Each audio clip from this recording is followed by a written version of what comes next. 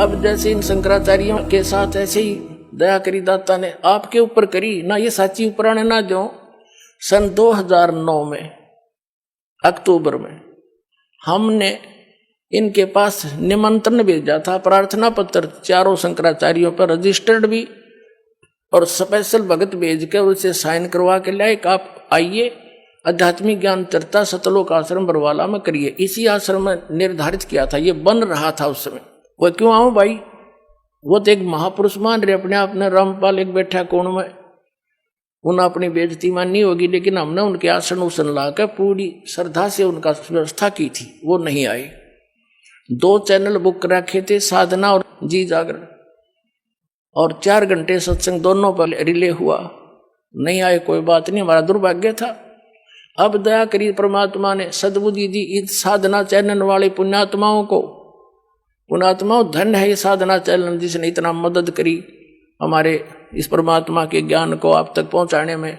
जिस भी चैनल पर चलाओ थे तीसरे दिन हाथ खड़ा कर लेते, क्यों धमका दे इनको दूसरे, क्यों उनकी पोल खुल रहती सबकी। ये आपके शत्रु हैं, मित्र नहीं है। सन 2003 में आस्था चैनल पर चला था हमारा प्रोग्राम, 6 महीने चला था, और सबके में आलण लग गया था।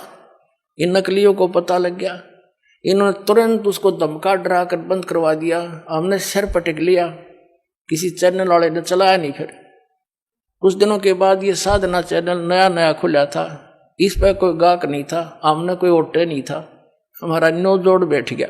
तो इसने मुंह मांगे पैसे भक्ता ने दिए इसको, और ये चलाएगा।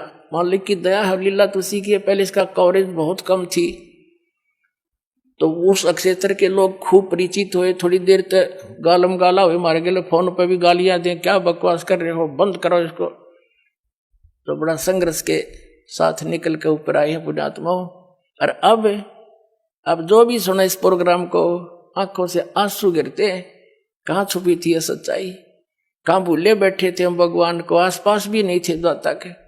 पहले जब भी हमारा ये सत्संग शुरू होता था साधना चैनल पर, और 10-20 फोन आ करते गाली देने वालों के, तुम क्या बकवास कर रहे हो, तुम ब्रह्मा विष्णु महेश के माता पिता बता रहे हो। ये भगत कहा करते जी ऐसे हो रहा, भी चलने दो, तुम बोलियो ना, भला बुरा सबका सह लो, आन दो टाइम। भगवान का बोला शब्द है, कोई मेरा अपना कहा हुआ थोड़ा ही है। प्रमाणों को देख देख कर सबके बुद्धि सेंटर में आ गई, भाई सच्चाई तो ये है। तो इसी आधार से इन शंकराचार्यों से इन्होंने जाके इंटरव्यू लिया, बड़ी मेहनत करी, और फिर उसको चलाया दास ने। फिर उनकी धोती सारे की कख नहीं पाया। अपने आत्माओं एक इंटरनेशनल स्तर के चैनल है दोनों, जी जागरण और ये साधना। डिश टीवी पे यू चल है, एयरटेल पे यू, और बाकी बहुत स्थानों पर केबलों पर आता है, और सब पे आध्यात्मिक ज्ञान चर्चा चला दी। और उनके मुंह में जबान नहीं रहा, सदमा सा हो गया सबके, सांस नहीं काटते। बोलो बताओ, या तो मैं गलत कह रहा हूं तो बताओ, रामपाल गलत कह रहा है बताओ कितने चूज हो गए वो सारे। कहते हैं तारा मंडल बैठ कर चांद बड़ाई खावे, उदय भया जब सूरज का स्यों तारों छप जावे। और ज्ञान सब ज्ञानड़ी कबीर ज्ञान सो ज्ञाने, जैसे गोला तोब का अब करता चले मैदाने। अब ये सब मैदान छोड़कर भाग गए जितने संत हैं, बोलते क्यों ना, जवाब दो। तो इससे बुद्धिमान समाज समझ जाएगा कुछ दिन में कि कख नहीं इनके पास, और बुद्धिमता इन महापुरुषों की ये होगी। ये स्वयं कह दें भाई कोई बात ना। देखो वही सदग्रंथ है जिनको मान्य मानते थे, उन्हीं में प्रमाण दास ने दे दी। ये सच्चाई है तो इन्होंने भी कहना चाहिए इस बात को। और कोई इसमें हार जीत नहीं होया करती, हार जीत तब मूर्ख आदमी बना कर।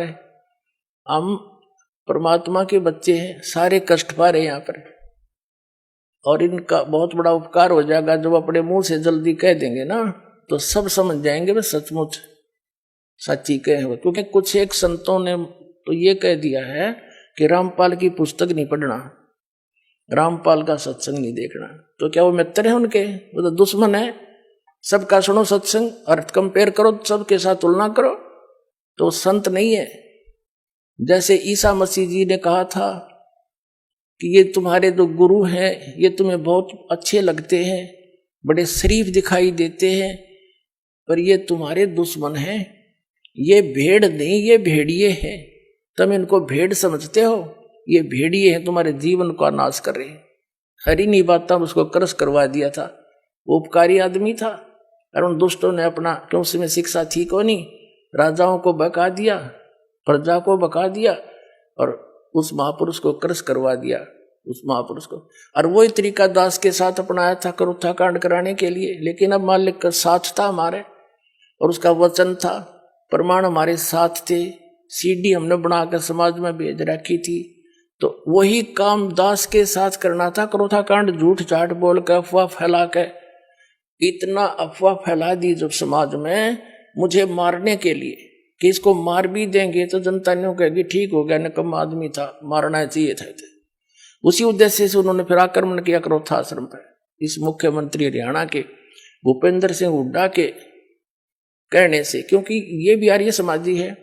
और महर्षि दयानंद की पोल खोल दी, मैंने वेदों से तुलना कर दी उनके सत्यार्थ प्रकाश की, और इतना ही कहा था भाई आप इसको सत्यार्थ प्रकाश महर्षि दयानंद का लिखा हुआ मानते ही हो। और ये महर्षि दयानंद कहता है कि वेद सत्य है, वेदों में जो लिखा है वो मुझे मान्य है और इसके अतिरिक्त मैं किसी की बात को स्वीकार नहीं करता। तो वेदों से तुलना कर दी कि महर्षि दयानंद कह रहा है कि परमात्मा पाप नाश नहीं कर सकता। ये दुर्वेद अध्याय नंबर 8 के श्लोक नंबर 13 में स्पष्ट किया है कि परमात्मा घोर पाप भी नाश कर दे साधक के। फिर वो भगवान के साथ जो पाप है नाश नहीं कर सकता, वो साबुन के साथ जो मैल नाश नहीं कर सकता, फिर साबुन भी क्यों कहते हैं उसको? ऐसे इसके ढेर सारे प्रमाण वेदों से ही कैंसिल कर दिया। यो कति फ्यूज हो गया।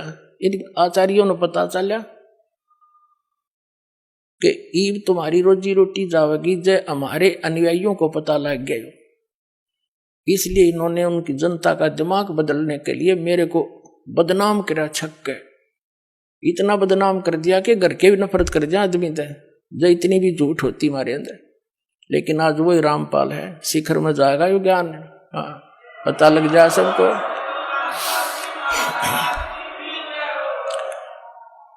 तो ये अब ये सफल नहीं हो सके। एक तो साथ कबीर समरस शक्ति हमारे है और हम कति सारी साची और प्रमाणित बता रहे हैं, जिस कारण से ये ईब सांस घोट के बैठ गए, बिरानी क्वित पहुंच गए, आसपास भी नहीं है।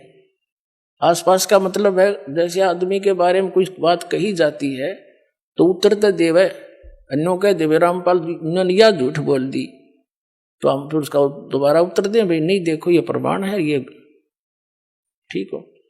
इनके साथ तो वह बन गई। एक व्यक्ति बता रहा था, न बोला हमारे गांव में एक भैंसा घनांडी पाक रहा था और उसने गांव में कोई दूसरा भैंसा छोड़ा नहीं, उसको मार कूट कर सीमा से बाहर छोड़ के आया करता।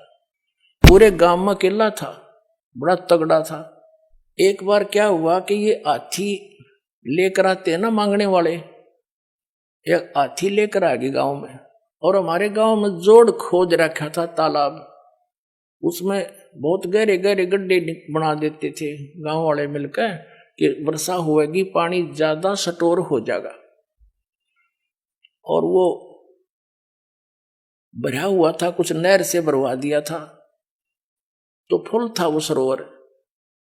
हाथी वाले आए, उन्होंने अपना सारा दिन गांव के नगर में कुछ मांगा मूंगी करी, हाथी दिखाकर वो दाने दूने कपड़े लेते और फिर वहां बैठ के तालाब के किनारे आप खाना खान लग गए और हाथी छोड़ दिया उस तालाब में। हाथी गहरा गहरा पानी था, उसमें खूब मस्ती मारा, उसके अंदर लौट रहा गर्मी में। हाथी का थोड़ा सा सिर दिखा और सूंड थोड़ी सी दूर इतना दिखा। वो जोटा आ गया भैंसा पानी पीने के लिए दोपहर में। अब उसने हाथी का थोड़ा सा सिर दिखा बाहर, जोटे ने सोचा दूसरा जोटा कैसे आ गया जो मेरी जो डायरेक्शन में। वो बता रहा था कि वो जोटा चला पानी में उस हाथी की तरफ, तो इसको मारूं टक्कर, अब इसको करूं ठीक। हाथी ने भी देख लिया कि वो आ गया तेरे निकट। हाथी उस बाहर निकला, उस खड्डे से एकदम बाहर खड़ा होगा, और जोटा नो देखो, और उसके मुंह पर मारा पानी, फुर्र सूंड में भर रखा था।